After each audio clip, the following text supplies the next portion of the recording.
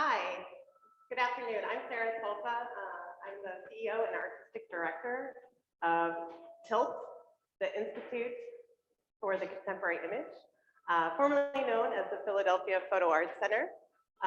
We just went through a rebranding, so I'm excited to announce the new name, our first public event. Thank you for being here, both in person for our discussion today, as well as the audience on Zoom. So thank you everyone for joining us. If you're in person, please remember to turn off your cell phone for us, please, or turn off your ringer. Joined here today by dear friends and colleagues, including Peter Barberie. Hello. Hi, I'm Peter Barberie. I'm the Brodsky Curator of Photographs at the Philadelphia Museum of Art, a fellow institution here in Philadelphia. And I'm thrilled that we're partnering with TILT today on this conversation. Great, thank you. And we're joined by two artists that are in the current exhibition at TILT, Object Lessons. So next to me is Caitlin Price. Yeah, I'm Caitlin Teal Price, artist and photographer based in Washington, D.C., and I'm delighted to be here. Great, thank you. And John. Yeah, hi, I'm John Lehr, a photographer based in the Philly area. Also delighted to be here. Mm-hmm. Great, thank you. Today we're going to have a discussion about Richard Benson, influence on not only these artists, but other artists that are in the show here at TILT, Object Lessons. The exhibition is a joint partnership with the Aperture Foundation, where we asked artists to submit an image and words about lessons they learned while studying with Richard Benson at the Yale School of Art. I'm going to say those of us who were close to Chip and studied with Chip, myself included, I just did it. I meant to acknowledge that Richard Benson, by many of his students, we refer to him as Chip, was his nickname. So if you hear us say Richard and Chip, they are one and the same person. And so our collaboration with Aperture, where we ask artists to submit an image and text around their lessons learned from Chip, as well as his influence on their life or their practice or their work. So the exhibition is currently here at TILT. It's open until January 8th. It includes over 30 artists, one piece of work per artist, including books loaned by the artist, as well as other sources. So that show is up until January 8th, so I hope you can come and join us and see the show. And there is another show on view at the same time at my museum, at the Philadelphia Museum of Art. It's titled Richard Benson, The World is Smarter Than You Are. The title is taken from a phrase that Benson threw at many of his students over the years, and many other people. And I'm excited to say that the exhibition is the first survey ever of all of Richard Benson's photographic output. There's about 50 years worth of work in the show. There are about 120 of his photographs and cases with a number of his book projects and prints that he made in collaboration with other artists or for other artists. So it's really exciting that in Philadelphia, we have the first ever survey of Benson's work, and then this really thoughtful and provocative collection of work by people who were impacted by him in one way or another. The show at the Philadelphia Museum of Art will open on October 3rd in just a few days, and it will be on view until January 23rd. So come on down to Philadelphia. Yeah, and the publication that's in partnership with TILT that Aperture is publishing will be released this spring. So be sure to go on their website so you can see more about that publication. We do have a mock-up of the book here at the gallery, so you can see it, be the first to see it before it hits the press, and so please come visit. Great. Great. So I guess in connection with the book, talking about that, Leslie Martin and myself asked artists to submit one image and write an essay that somehow speaks to Chip's influence on them and their work. The essays can be very complicated, and so both of you wrote very poignant and I would even say like heartfelt recollection of Chip and his work, but also how it relates to yours. So you, Caitlin, could you speak briefly about maybe one of the key points from your written text that illustrates Chip's influence on you or your work? Yeah. So, you know, Chip had this sort of amazing energy when he walked into a room, and I really absorbed kind of that from him, the way he spoke, the way he lived his life, just the way he moved through the world. And I think I really, without realizing it, internalized that about him.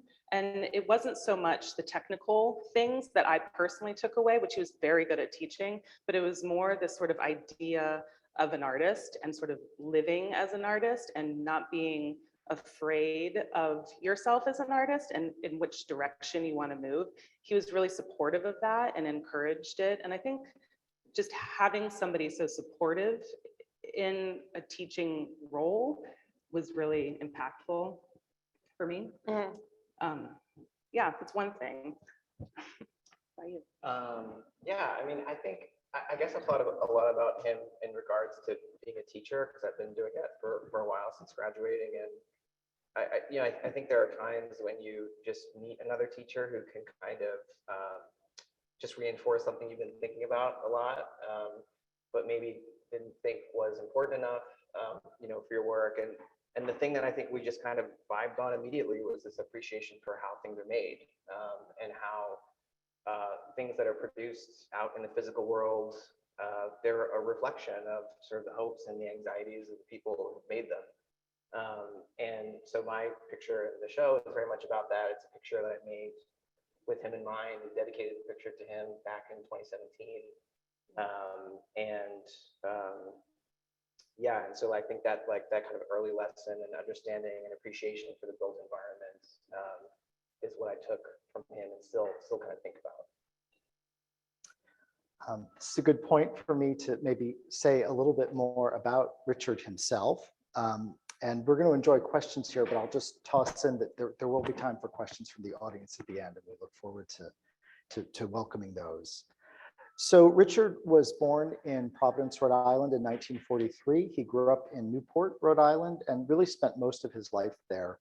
And building upon what John just said, I think it's important to think about the fact that he came from a family of artists. Richard's father, John Howard Benson, was a really celebrated stone carver and calligrapher who taught at the Rhode Island School of Design for many years, and also owned a stone carving atelier, a shop in Newport called the John Stevens Shop. That shop is still operating today. Members of the Benson family still manage it. It was started in 1705. John Howard bought it in 1927, but many of the celebrated carved headstones in Newport cemeteries, for example, were made by the John Stevens Shop over the past 3 centuries and more. And John Howard, Richard's father, really revived the art of stone carving and expanded it. And he and his son, John, who is Richard's brother, and now Nicholas Benson, John's son, they have carved many of the monumental stone letterings that you see on East Coast institutions, from the John F. Kennedy burial site to the Martin Luther King Jr. Memorial to the Vietnam Veterans Memorial in Washington. The really elegant stone lettering that we often see in institutional spaces, much of it was made by the John Stevens Shop. And moreover, Benson grew up in a neighborhood in Newport where this shop was just a few blocks away. He grew up in a family house that was hundreds of years old, filled with antiques, all handmade objects. They weren't wealthy, the Bensons, but there was this culture of beautifully crafted and carefully made things all around him. And of course, Newport as a city has this long history of maritime industry and craft around shipbuilding and all of the attendant tasks with shipbuilding and also furniture making. So that's a context that Benson came out of. The amazing thing I think about Benson is that he revered those traditions and craft, but he also refused to be sentimental about things, and he loved the new, and especially technologies. He was fascinated by any technology, any technological development. So he came to photography in the mid-1960s. Through his family, he went to work at the Meriden Gravure Company in Connecticut, which was a small company noted for very fine printing of books. And one of Benson's jobs there, as really a journeyman, was to prepare photographs of artworks to be reproduced in ink, to be copied in ink. So he had this very workaday task, right? This is not celebrated photography. This was getting reproductions onto a printed page. And he became fascinated by the whole history of the medium and the art form. But he was just as fascinated by his task before him of reproducing artworks, and loved that all the stages of translating a chemical photograph into ink on the page. And that's how he came to the medium. Books remained central to his life for the rest of his career. It's how he earned a living for the most part, was preparing images to be printed in books. But he also embarked on his own photographic practice. And I'm going to stop there and toss it back to you. Thank you, thank you. Yeah, I love that the two exhibitions at the Philadelphia Museum of Art and here at Tilt are at the same time, because you get to really see Richard as an artist and a photographer and a printer. But then you also at the Philadelphia Museum of Art show, and then the show here at Tilt really focuses on him as an educator. And one of the things that Chip talked a lot about was our total practice as artists, that it is central to all parts of our lives. John, can you talk a little bit about your work and your practice? Yeah, I mean, I think, as I said before, I think the work is really concerned with kind of investigating and picturing the built environment as a reflection of sort of cultural and social values.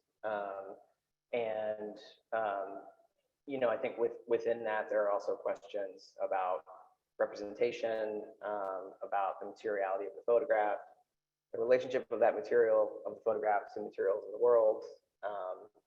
And I think a lot of it does stem from some questions that I established when I was in school, and conversations that I had with him about kind of learning how to kind of work through the materiality of photography, that it wasn't sort of that it was a true medium, like a medium in the real sense, that it was this thing that sat.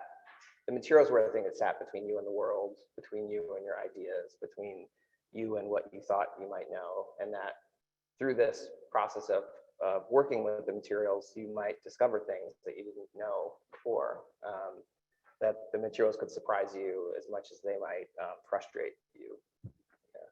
I'll just add that, one thing I've come to learn about Benson is that he was really interested in that gap between what the artist wants to do and what the materials will let the artist do. And he insisted that, that struggle was there for everybody, no matter how experienced or accomplished the artist. And you're right. I mean, I think that's where he thought a lot of the interest of art came in, was in that struggle.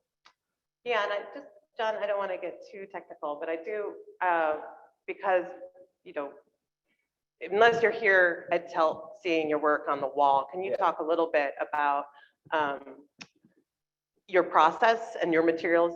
Yeah, I mean, I think for most of the work, it's really sort of a combination of a 19th century way of working, which is with a large format view camera, photographing with film for the most part. But then that film is scanned.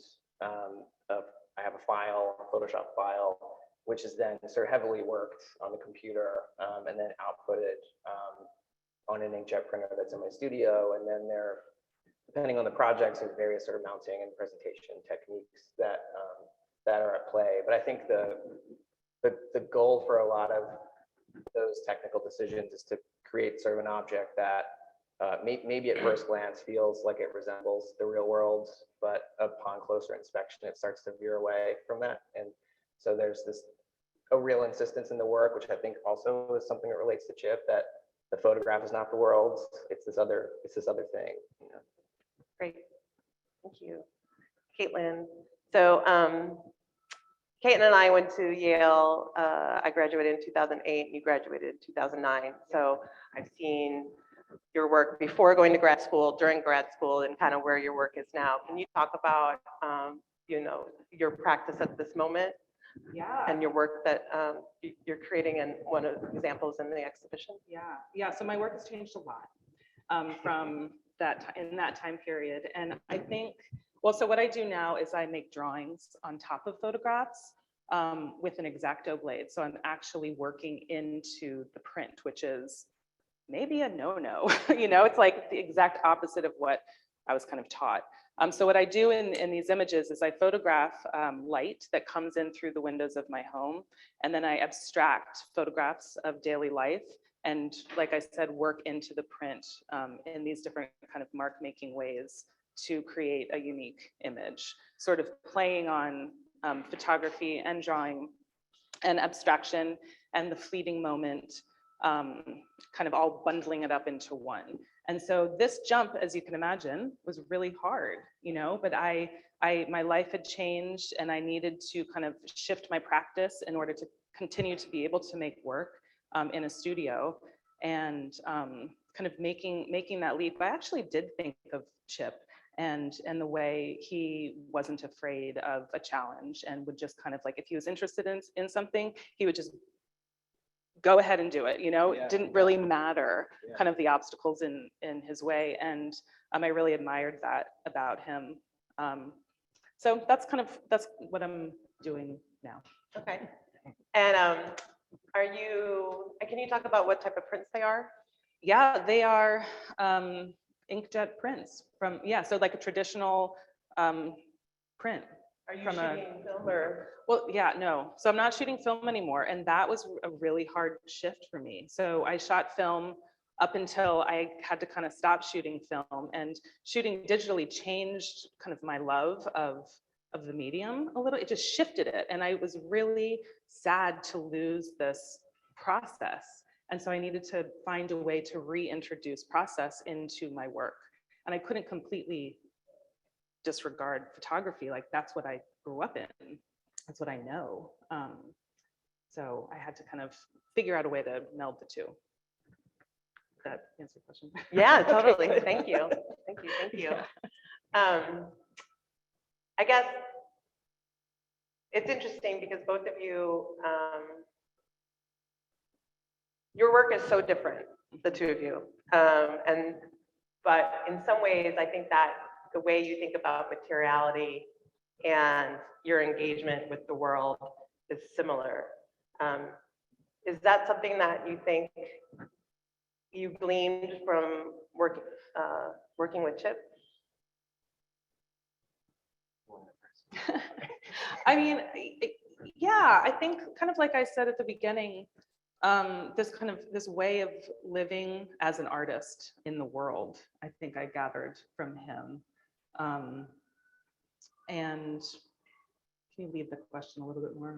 Yeah, I mean, I guess because the pictures, your artwork, your practice, both of you are so different, but you're so both deeply embedded in the material that you're working with. And so do you think that came from studying with Chip? I don't think. Go ahead. Yeah. I mean, yeah. I mean, that was, I mean, I feel like that was one of the first things, just sort of sitting down with him, is, he was someone that taught by showing you objects. So that, I had this whole other education where we would be in dark rooms looking at slides and, or watching films, and, you would have a class with him and he would bring in like a Talbot, it's like in the mat. Or it was like, there was a funny instance where he showed us a Talbot, and then we realized that he had actually made a perfect reproduction of the Talbot as an inkjet print that sat on top of it. So it protected the Talbot that was underneath. Yeah. No, I think he just wanted to kind of impress us a little bit about it. It was pretty great. But but I mean, there was this immediate like understanding, I think, again, because of, it's not that we were in school that long ago, but there were still a lot of books that we all looked at that showed the whole 19th century as just black and white and gray. And so, unless you had access to museums or galleries, you might not have seen like the wealth of how pictures could look physically as objects. And he had all those things, so he had examples of all those things, and you looked at them and you realized that there was, it wasn't just about like the craftsmanship of those processes. It was that those processes impacted the meaning of the work. Like in fact, it impacted how you read the picture and impacted how you felt when you were in the presence of that thing with your body, and so, yeah, I mean, I feel like that was like a big awakening for me to kind of see pictures like that, to understand the way those material decisions were made, like manifest in the meaning of the work. And I think that totally came from him. Yeah. That reminds me, in doing my research for my essay for the PMA book, I read his Guggenheim grant applications. And in the mid 70s, he was, writing about the fact that he thought that, the great thing about photography that everybody else saw, which was that it was a chemical process that was utterly different from every other way of making pictures. He wrote, I think that difference will seem smaller and smaller as time goes on. And it's really about getting things into ink. But he also wrote that one thing he wanted to restore to photography through exploring these processes of offset and gravure at the time was that he wanted to restore the range of tonalities that 19th century prints had, because they were, there wasn't an Eastman Kodak selling all the materials to everybody. So everybody had their own papers, their own chemistry. And he really loved that diversity of tonalities and colors and results that you could get, that you saw in those early 19th century prints. Yeah, something that you said, Caitlin, I want to touch upon in relationship to the rebranding and the renaming of Tilt, is one of the reasons why we're thinking the name comes from this idea of the tilt shift movement, and so a nod to or a recognition of the history of the discipline in our practice, but also thinking about the future, thinking of the word tilt as pivoting or moving towards something, thinking about being reactionary to what changes happen, right? And because no other discipline, I think, is as tied to technology as photography is. And so having the organization in name always be responsive to the current needs of practitioners of the time, because we don't know what photography is going to be in 25 years, right? And so I remember when I was studying at Yale, Chip, and I'm going to say Yale because he had a very enthusiastic tone of talking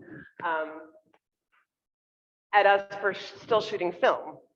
And he couldn't understand why we had this romantic notion towards film and why we weren't shooting digital, because I mean, one of the origin stories of our organization, Tilt, is that there was nowhere in the city where you could make inkjet prints. So we were learning, I was of the generation that learned in the darkroom and then started doing a hybrid of analog and digital practices. So there was nowhere that you could make scan film or make prints, right, outside of the university system.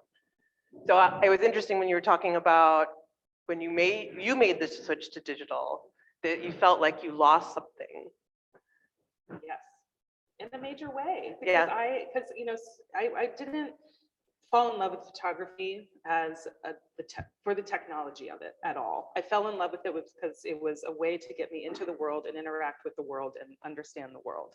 And then so when kind of the technology took over in a different way, and when it wasn't as, I don't know, challenging or something to find the image, or it was like I could take too many. It wasn't, I just didn't, I feel terrible saying this, but this is real. Like I guess I just didn't respect it as much as I respected the film. And therefore my pictures just weren't as good. That was just me. Sorry. But yeah, so I needed to figure out a way to kind of bring the process back that really resonated with me. But you shoot 4x5? Yeah, I do both. Yeah, you do. Yeah. It was just making me think too of just of Chip and just that, he totally seized upon digital and then later in life, made inkjet printing significantly more difficult than it is for like 99. Yeah, yeah. Yeah. And confusing. Like, I mean, Yeah, there was yeah. like, About that process. Well, I mean, as I understand it, I mean, Peter probably knows better, but I mean, what he would do is break down a color digital image and print it in successive layers through multiple passes on an inkjet printer, not totally unlike the way an image would be built up on a press. Same way. In fact, yeah. he used the same registration marks. And Right. I finally got this when I talked to John Goodman, who's one of the great photogravure people in the world who learned photogravure with Benson. And he explained to me, he said, well, Benson never really took to photogravure. It was too antique for him, which is amazing, right? Because Benson knew those antique processes so well. But he said, for Chip, it was always about the binary dot, and he got that from book production. He was thinking about printing an image in ink through offset. So that mesh screen that you and literally take the image apart and put it back together again. That's how Benson liked to do everything, right? Yeah, he always wanted to take it apart and build it better. And so he just applied that to inkjet printing.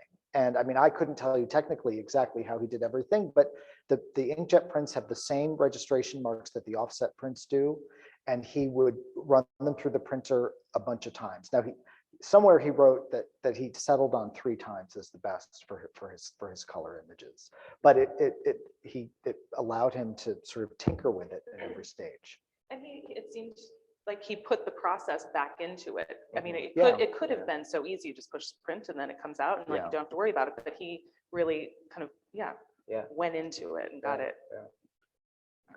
I have a question for both Caitlin and John. So I loved hearing you talk about Benson bringing his collection in to teach from, which is a storied thing about him and well known, in photo circles. Did he show you much of his own work? Because one thing for me as a curator is that I knew about Benson as a teacher and a printer long before I knew much about his own work. I had to sort of dig to see his work, and I finally did in 2013, which is what led to the exhibition we have.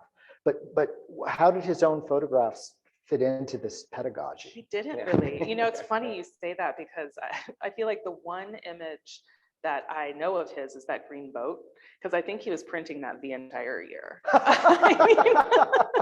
Like he really didn't talk about it Yeah. very much, except for the print itself. And so not really. Any no, different? And I mean, I think there was sort of a tradition too, where students would go to their home in Newport at the end of the year when you graduated, and even there, I mean, his studio was right there, and he didn't pull out prints or anything like that. Yeah. It wasn't until after school that I went back up to visit, and it was when he was working on that process and started to actually see the prints then.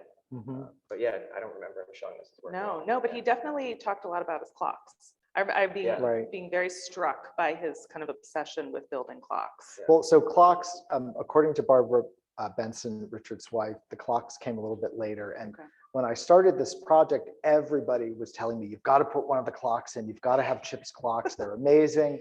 And so there are any number of clocks in the house in Newport. And so on one of my visits, I said to Barbara, can we look at these and talk about it? And she's like, well, first of all, he kept taking them apart and putting them back together on different ones. So there's no definitive clock that we can say is an object that was finished. And then she said, and anyway, this is a later thing. This isn't that important. So there are no clocks in our show. But not to denigrate the clocks, but there you go. Well, he was always changing. Right. So I was smiling because Chip did not show us his work at all. And in the trip to his home, he had a bunch of, first off, he couldn't find the Talbot. It took a while for him to, and my class was like, what do you mean you don't know where the Talbot is? And then he gave us prints. So I have a Benson at home because he was like, oh, these are extra, and he just gave us all a print before we left. Yeah. He did that a lot. He gave away a lot of prints. Yeah, so I feel lucky. But the other thing about the trip to his home and thinking about the materiality of things, and we talked about it a little bit about the book being such an important object, not only to Chip, but to photographers in general. So can you talk about, this is a question for the two of you, like how books influence your thinking about your work, or how you show your work, or books that have been influential to you? Or is the book form important to either the production of your own work or your own research and study into the discipline? Yeah, I can say yes. I even with this new work, I was trying to figure out how to kind of start making these abstractions out of photographs, try to kind of bring in photography on a separate layer. And I went straight to Robert Frank and his book, which is one of the first books Richard would talk about. And so I ended up using that entire book as kind of a template for the beginnings of this project. I went through the whole thing and I traced them and abstracted them. And I don't think I would have done that. I looked at it as an object that I needed to get through, and I think that his sort of obsession and kind of constant talking about the importance of them led me, without even thinking about it, to the Robert Frank Americans book. I mean, that's just one example. Yeah. And you would never, looking at the images, be able to draw that connection At all, but it's interesting. Once I tell you which one it is, you might be able to pick it up. But yeah, like the one in the show is the second from the last photograph in his book called Indianapolis. It's two people on a motorcycle. I don't know. Look at it again. See if you can tell. Yeah. Yeah, I mean, I think again, just sort of learning about the process from him of making a book and being able to make a book with him, which many of us were able to do, was a total revelation, but also learning through him that great lesson that he really tried to drill into our heads, which is that the book is a totally different thing, that the book is not the work. And I think in a wild way, he sort of proved that with the Gilman book. Like the Gilman book is this thing that he set out to make these perfect reproductions of these prints that hung on walls, and they are perfect in many ways. But they're also not the pictures that are on the wall. They're in this big giant book, and it's sort of cumbersome to deal with. And that lesson, I think, in a way, I feel like he kind of learned it back then, like doing that. And so I think, I guess, like for me, for the book, for maybe 10 years after school, I was so invested with this idea of the physicality of a picture and how it could function in real space. And I'd sort of put all those questions aside. And it's really only in the last few years that I started to think again about the book and how the work could function in that different form. I feel like I have to do a shout out here because I recently had a studio visit with Justine Kurland, who's also a Yale grad. I don't know what year she graduated, but she recently started making collages where she cuts up photo books and playfully calls them SCUM, the Society for Cutting Up Men's Books. Little reference to Warhol and Andreas Holanis, and she made one from Benson's book from North, South, East, West that she showed me, and it's quite hilarious. And I think very much, it's both loving and irreverent, at the same time. So yeah, we have a Gilman book here, and all the books we have on exhibition at Teal, I'm excited to say, you can actually look at them. So they're not in cases, and they're meant to be picked up and held. And I'm really glad that the people that did loan us the books are allowing us to do that. Because I don't know how I could show, just because I was one of his students.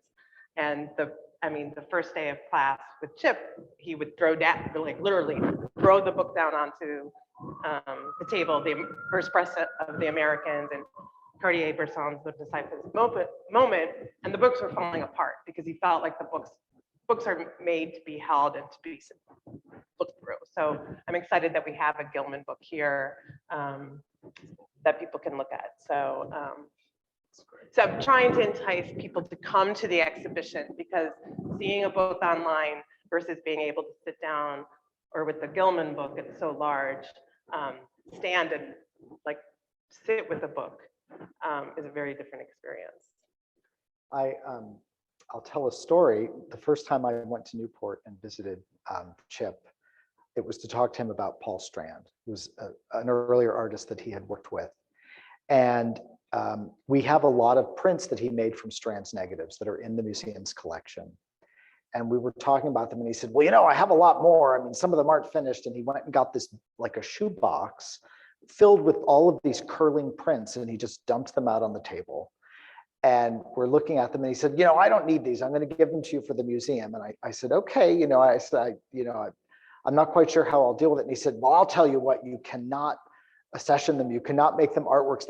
I will only give them to you if they can be touched by visitors, if they can be held by people, because he wanted people to be able to hold photographic prints in their hands and just feel what they were like, as well as see what they were like. And I really wanted to have a table with those prints out in my show that's up now, but my museum won out, you know, claiming COVID among other things, which I guess is legitimate, but no prints out for people to just pick up in their hands. But someday I might get to do it, we'll see. Thinking about that, so every year at the end of the year, before you left Yale, at the end of your second year, the Benson family would, like John talked about, have the graduating class at their home for a day. They would even, lobster was the meal every year, and we would spend the night. And so looking back on it now and thinking about my own practice and my relationship to the discipline and my work and how it's so incorporated with family for me as a parent. How open the Bensons were to letting students come to their home, not only just to look at the studio, but to spend the night, like draped on their couches, on the floor, all over the house. And so that relationship, and you know, your exhibition at the PMA touches upon it, and I know that it's an influence for me, thinking about family being part of the totality of me, and the generosity of a teacher to have that openness to the students. And so I think you touched upon it a little bit, Caitlin, but can you talk a little bit more about that idea of that incorporating your practice into your whole life, and how, as a mother, how that influences all parts, I guess. All parts. And I feel like you really have to just embrace it, because if you reject it, then it's just going to go away and it's just going to be a struggle and you can resent it. So for me, and one of the reasons why my work has shifted so much is because I had to incorporate my family life into my practice. And so I started working kind of with my children also. So when I first started making these pictures, they were drawings of their Lego shapes that they would always make, like sitting next to me, you know. And so I'd then take them and then draw them, and they'd always try to kind of impress me with their little shapes. And so, yeah, I think that figuring out ways to bring your whole life into your practice is one of the things that I witnessed in Chip, and one of the things that I just kind of internalized without even realizing it. And, you know, not rejecting it, but just bringing it in. And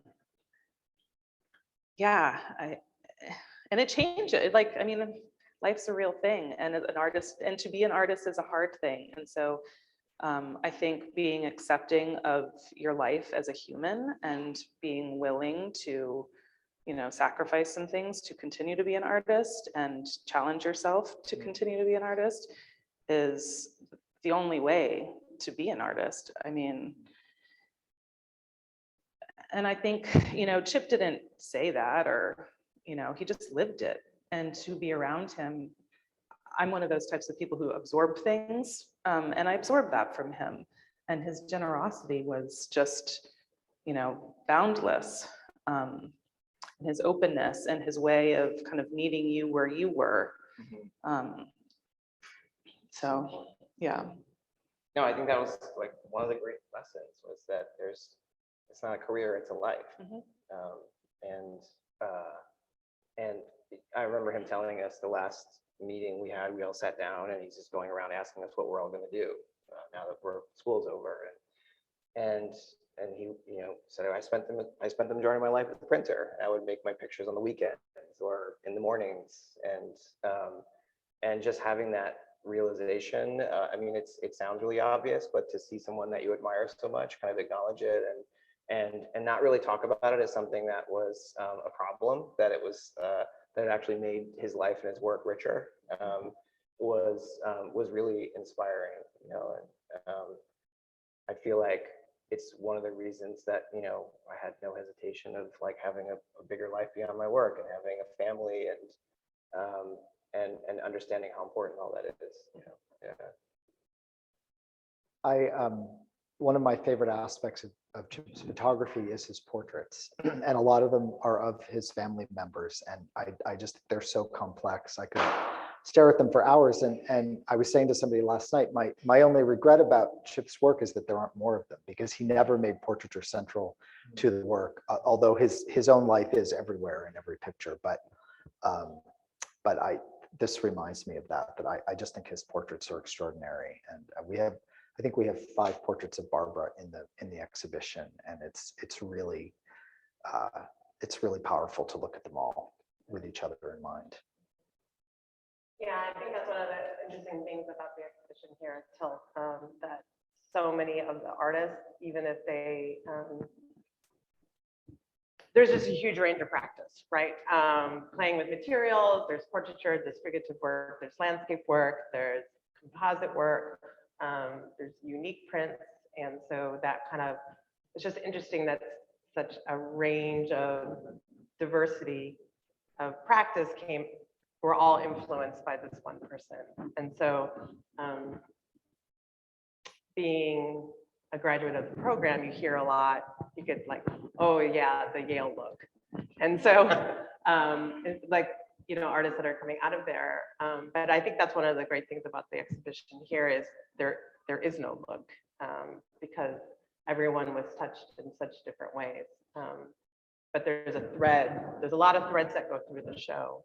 I don't know, I guess I want to ask you, Peter, and that phrase of the world is smarter than you, he told all of this. Why did you choose that for the name of your exhibition? So that's a great question, and I'll say right off the bat, it wasn't my idea. So we were really struggling with what the title should be for the show, and I don't even remember what some of my terrible ideas were, but this was a case where I really wanted to get it right, and I bounced a few ideas off of Barbara, I remember, and there was just silence. So I knew what that meant. And then one time she said to me, why do you want that title? And we talked about it a little bit, and it just wasn't working. And there's an amazing editor at the Philadelphia Museum of Art. Her name is Nissa Kazi, and she's a great wordsmith. And I was talking about this with her, and she has started a blog at the museum. John Pilson, who's another Yaley, actually is writing a piece about Benson for the blog. So Nissa was really getting into the Benson project, and she, as I had been, she started listening to a lot of the YouTube video clips of Benson, where he's interviewed or where he's talking in one of his exhibitions. And there's a lot of footage of Benson on YouTube and out there. And she watched a video clip where he said that, and he wasn't saying it to students, he was saying it to somebody who was interviewing him. And she wrote me and she sent me the link, and then I looked at the whole thing and I was like, God, that's great. And at that point, I did not even know that was something he said to students all the time. And so we talked about it, and I didn't know how it would go over at the museum. But we floated it. Everybody seemed to think it was okay. And then I sent it to Barbara, and I got just this like smiley face back, like, yes, that's correct. Finally you got it. So that's how we got to the title. And then I was very pleasantly surprised to learn that was a phrase that in one form or another, all of his students sort of recognized immediately. Yeah, so John, can you talk about, because I'm sure he had to have said it to you. Yeah, yeah, I Can mean, can you explain what your understanding of that phrase means? well, I mean, I think, I mean, I can just give you my experience of when I heard it the first time, which was, I mean, like a lot of students struggling in that first semester, and there was a kind of thing that happened at the time when we were at school where it was like they were sort of breaking you down, and then they might build you back up, hopefully. But you know, it was a really intense time, and I came in and I had all these really strong ideas and opinions about what I was going to do and what I wanted the work to be, and I just was sort of impervious to the criticism at first. And there was an exhibition in the galleries of Walker Evans. There's a Walker Evans centennial, and there were these pictures up. And I'm embarrassed to say I hadn't really looked at Evans that much before that time. And so I started to talk to Chip about that, and he lent me a book of the MoMA retrospective, which I kept over that break.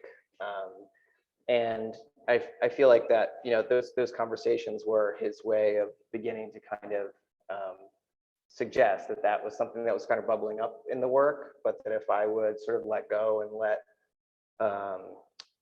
let my kind of experiences and discoveries be more a part of the work as opposed to these ideas I was bringing to the work. I also remember bringing that book back to him after having it for 3 months and realizing that at the front cover it just said "To Richard from Walker." I was like, he just like lent it out. Yeah, so I feel like that was something that I think he saw in the early work and was sympathetic to. And I think it's why I often say that I went to Yale to study with Todd, and I stayed because of Chip.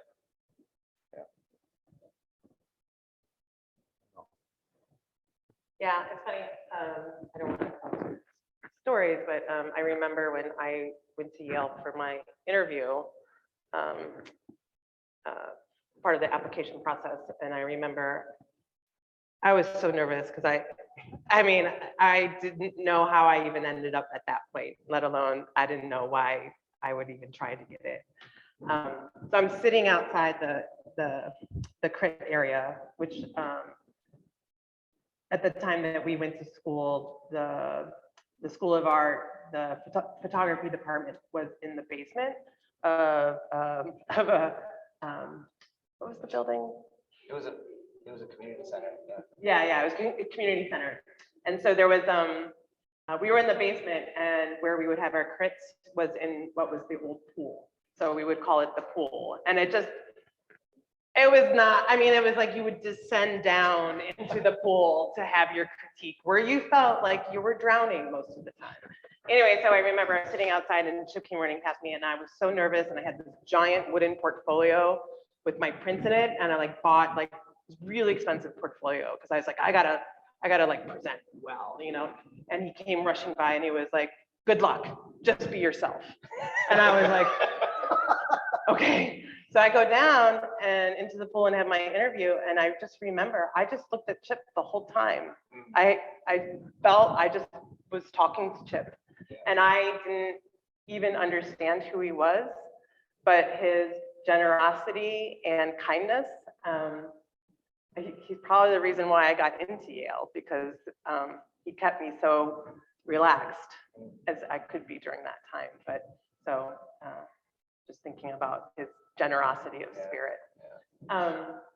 Has he influenced you at all? We've been talking about as practitioners, but you are both educators or have been educators.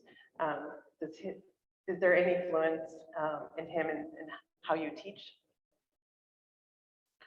Well, I haven't taught in a number of years. You're the more.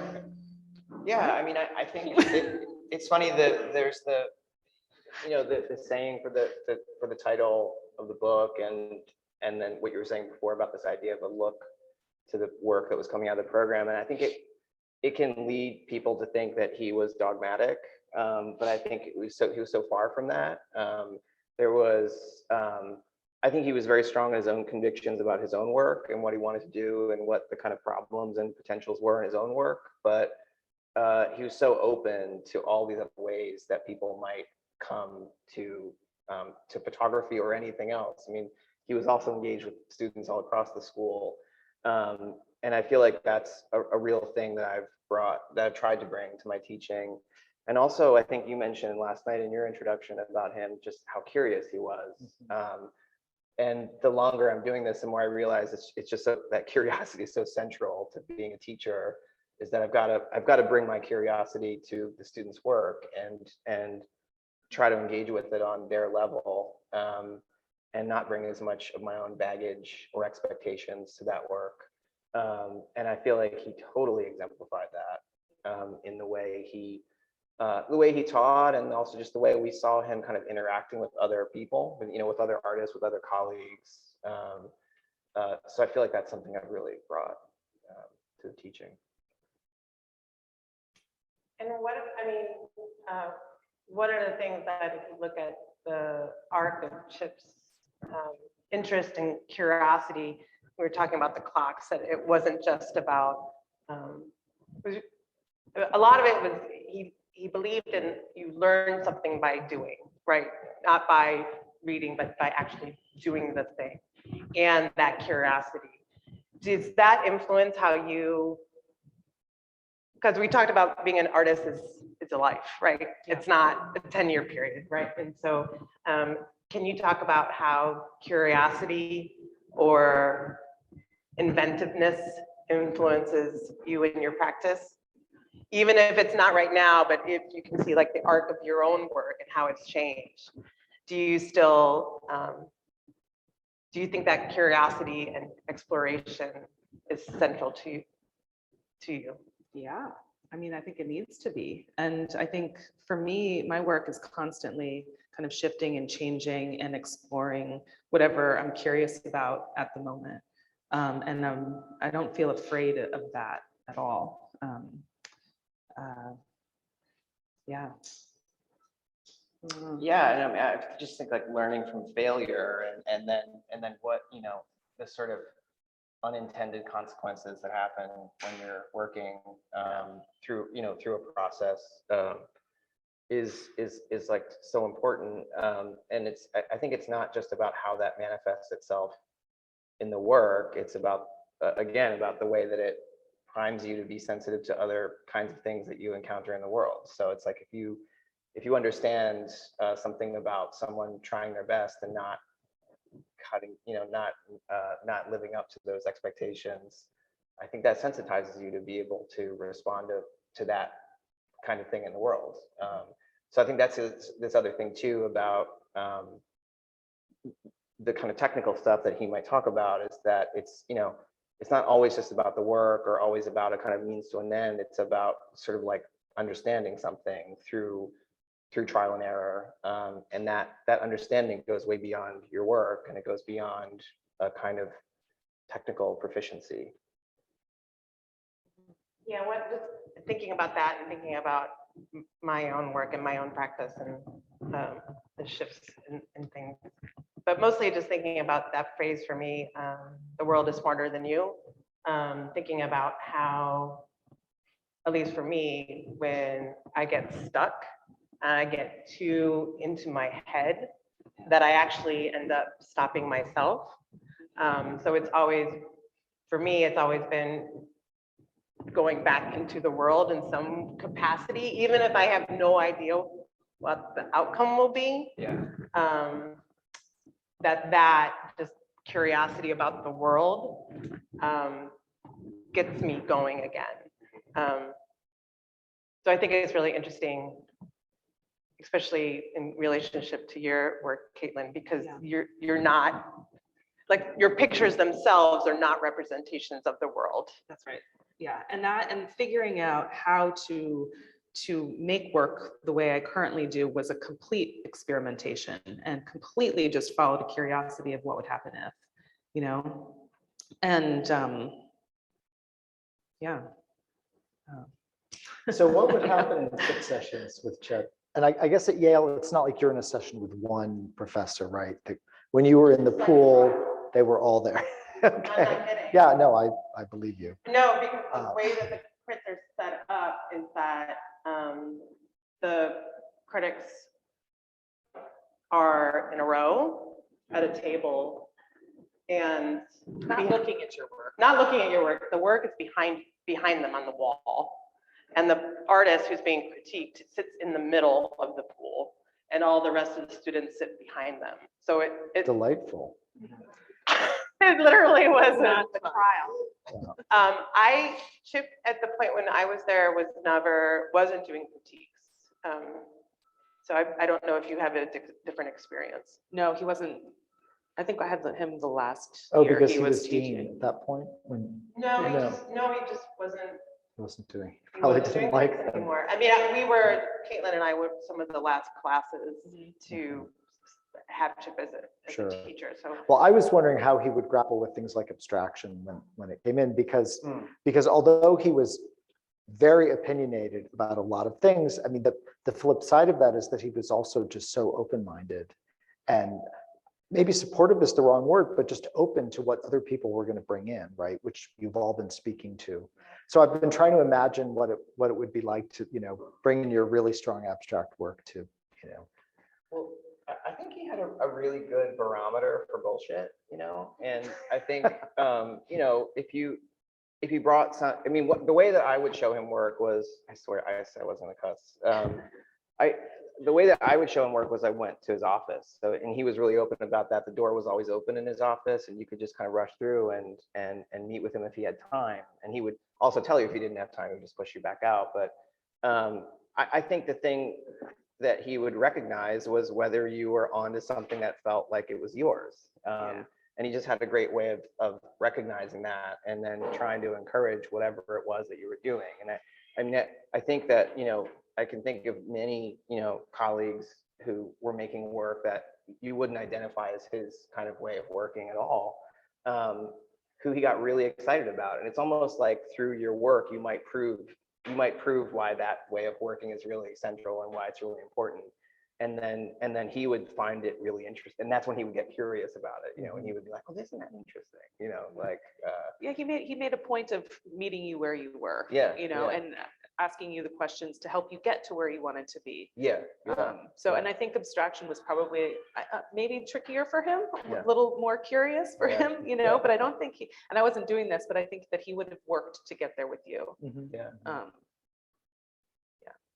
So speaking of curious, it would be great if there was any questions, either from the live audience or from the Zoom audience. Yeah, and we do have a few questions that have already come in from the Zoom audience. I'm back here with the mic, so if anyone in person has a question and they want to raise their hand, but I thought maybe we could start with one that came in via Zoom. And the question is, are you familiar with other projects Chip was engaged in? For example, his contraption, housing some of his photographs, and his taxonomy, an effort to categorize everything fashioned by humans. Linnea, could we ask you to repeat that? It was hard to hear what you Yes, said. yes, sorry. Are you familiar with other projects Chip was engaged in? For example, his contraption, housing some of his photographs, and his taxonomy, an effort to categorize everything fashioned by humans. Okay. Maybe I should start with that one. Yeah. So the taxonomy and the contraption are two very different things. Neither one made it into the PMA show for different reasons. I'll start with the taxonomy because we've been talking about Benson's insistence on grappling with the world and that the world is smarter than you are. And he proclaimed an aversion to abstract thinking and to theoretical ideas. And there are any good artist is full of paradoxes and contradictions in my experience. And this was one of his because in the 1990s, he actually dove pretty deeply into abstract thought himself. And actually, I'm curious to know how much his students heard about this. But he really had strong ideas about human development based on the history of technology.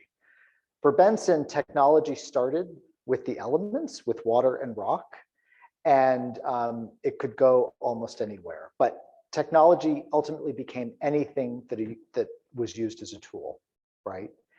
And his first effort at writing about this was what I call a treatise, a very short book that he only published privately called Me and Moki. Notice the incorrect grammar, which was purposeful, and Moki was his dog. The punchline is that people are a lot more like dogs than we think. And we're going to be more like them in the future because the world is going to need us less and less. And we're going to have brains and bodies left over from when we were dominant. But human beings are going to be like happy dogs who get fed twice a day. And that's all we'll do. Okay. So, and his theory was that we're sort of like worker bees right now. Human beings are creating technology, but we're subject to it. We're not really the masters of it. And there's not a single footnote in this treatise. So as a trained scholar, it was really entertaining to read this. There are a lot of references to Charles Darwin, right?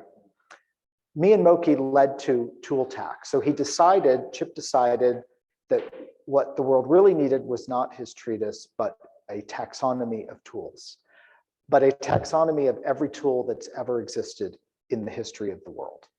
And so he was hard at work on this for many, many years. It only exists as a computer file. And it's really hard to get through because it's a little bit like a spreadsheet. And he has all these different categories. So, it starts with like things that hit other things, and then you'll have hammers and, I think drills are in there. And I'm not going to remember the details, but it's very complicated. So that was his effort to theorize humanity's existence on Earth, I will say. And the interesting thing is that a bunch of his own books were made in the years that he was thinking about all of that. So if you look at The Printed Picture, which is printed in 2008, a little bit later, his book North, South, East, West, which is his own photographs, or even earlier, the book he did with John Zarkowski called A Maritime Album. Those are all in different ways about these ideas of his. A Maritime Album is a deep dive into one group of technologies around shipbuilding and maritime culture. The Printed Picture is a really deep dive into the entire history of printing as a technology. And if you look at North, South, East, West, I write about it in my essay. That's his book of his own photographs. It's 6 years of his photographs. And at first it seems like another road trip book, like American Photographs or The Americans. But I realized that it's not about the United States. It's not about a group of people. It's about geologic time, right? You start with rocks and water, you go through agriculture, and you end up in the flotsam and jetsam of our consumerist world that we're in now. So these ideas, these really big ideas, kind of percolate into the work in those ways. The contraption is basically another computer program. And so Benson devoted his entire life to perfecting printed pictures, right? That's what this was all about for him on one level. And he decided in the 2010s that, printing is over. There are no more printed pictures. Projected images on monitors and screens are already better than anything we can print. And so he was very excited to make that transition. He would go back and forth. He would say, I'm never going to do it because I'm too old and not the right generation. But he was trying to get there. And we thought about putting the contraption at the end of the exhibition at PMA. Ultimately, like some other things with Benson, you really needed his voice there telling you about it. So we didn't do that, but the version of it, it's very incomplete, but the version of the contraption that he left, he stopped tinkering on it about 8 months before he died. It has a series of his own photographs, sort of curated by him into an organized presentation, but he gave you 2 or 3 options about how you would look at them. But then he scanned Cartier-Bresson's great book, the title I'm forgetting. Thank you, Decisive Moment. And he scanned a bunch of Atges, Eugène Atget photographs. And I think what he was trying to get at is that rather than being fearful of this shift that he saw coming, we should embrace it because this move to the virtual was not just going to help new work, but it was going to help us hold on to everything that had gone before. And as much as Richard embraced the new, he also he had reverence for what had been done. And so that was important to him, to find a way to hold on to the past. So those are things that didn't make it into either of these exhibitions. Although if you look at his books, as I said, you can tease them out. And there's a small coterie of devotees who want to print tool tacks and publish it, but we'll see. Thank you. Do we have any questions in the room? I'll give you all a moment to think about it. We do have another question from our Zoom audience, and this is for John and Caitlin, to both of you. What did you discover or learn from preparing these works for the exhibition?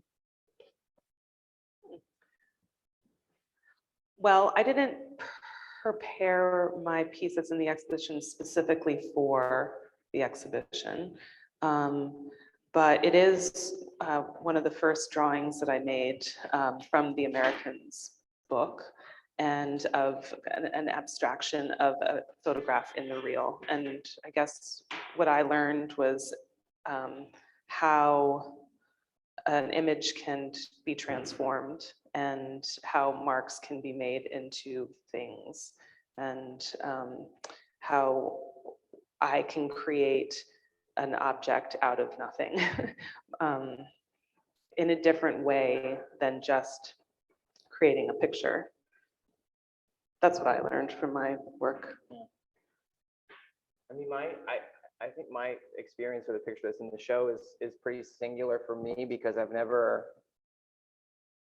made a picture for someone else, but it, it was slow, because I was working with the big camera on the tripod, and I sort of find this subject that felt Bensonian in a way, and so I just felt like I was sort of having this like conversation with him while I was making the picture, and there were kind of projections in the piece that are remembrances of things that he told me. The stop art part in that picture is very much something that he would say, like, stop trying to drag photography kicking and screaming into the art world, was a thing that he would say a lot.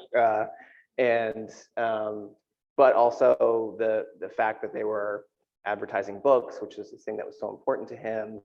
And then there are things that I'm doing that are, that kind of reflect like good-natured arguments that we would have with one another about how our work might look,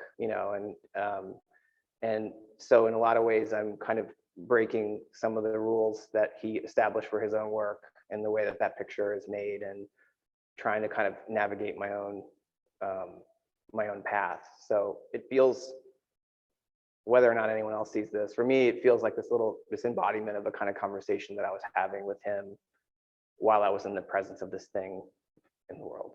Yeah. Lovely, thank you.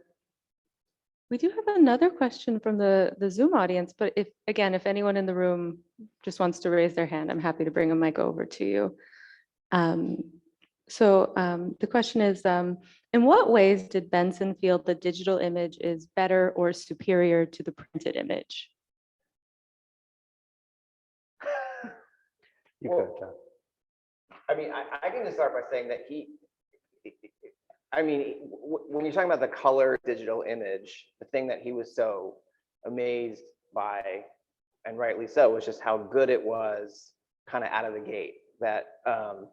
And he was someone that had, worked his head off throughout his life to kind of make these processes do what he wanted them to do, which was to describe the world as closely as possible, particularly with the color work, I would say.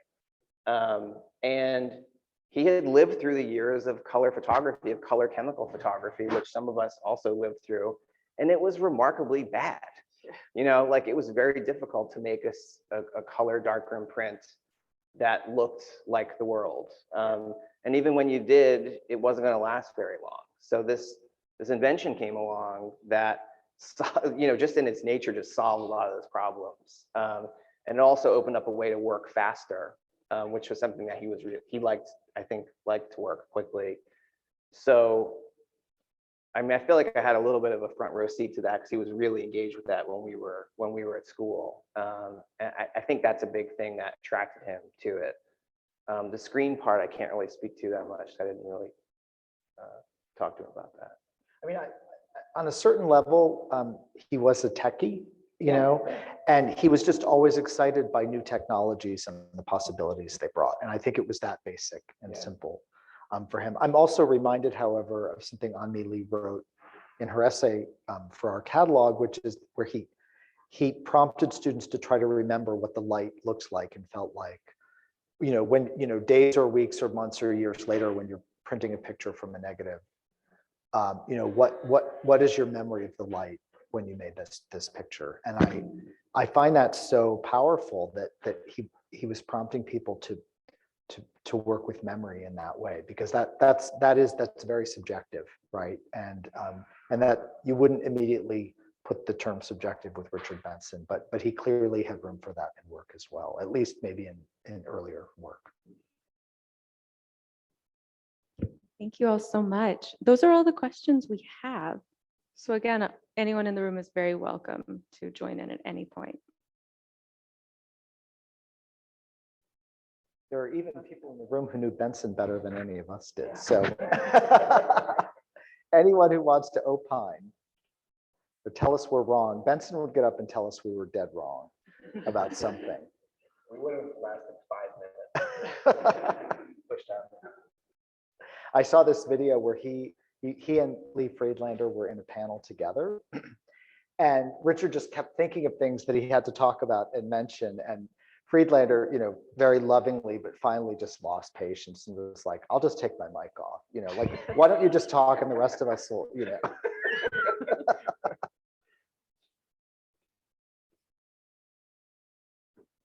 Fantastic. I want to thank everyone for being here, both in person and virtually. I want to thank Caitlin and John and Peter for this conversation, and be sure to visit Tilt to see object lessons here in our gallery and the exhibition at the PMA at the Philadelphia Museum of Art, and stay tuned for the Aperture publication due in the coming months. So thank you. Thank you, Sarah.